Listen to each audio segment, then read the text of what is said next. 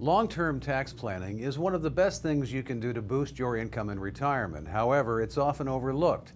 My guest maintains when thinking about tax planning, choose to think of it as tax saving instead.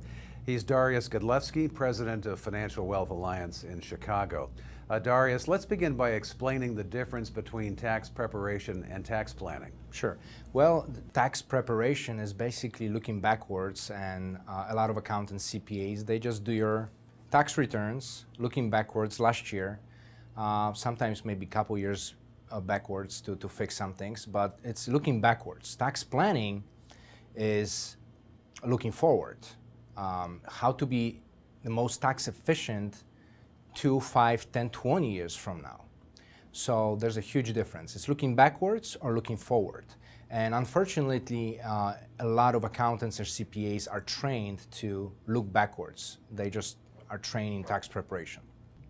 Now, tax rates are at historic lows right now with nowhere to go but up. What can investors and retirement savers do right now to minimize taxation in the future? So historically speaking, in the last 100 years, Federal Reserve printed about $12 trillion.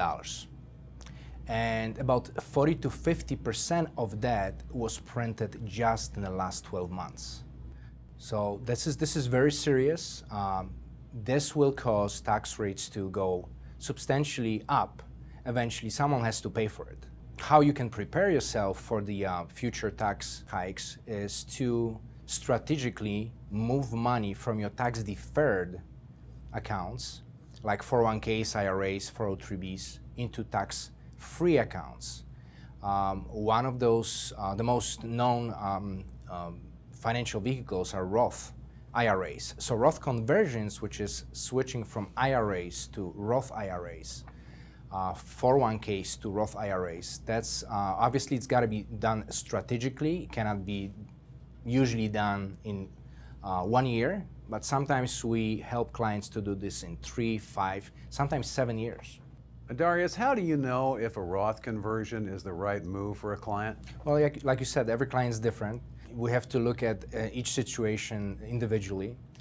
But the blanket answer would be, if someone doesn't have too much money in tax-deferred vehicles like 401ks or IRAs, maybe Roth conversions are not the best strategy for them. But if they do, and most Americans have most of their money in tax-deferred accounts, which is 401ks and IRAs, they could be great candidates to do Roth conversions. But like I said, it's got to be done strategically.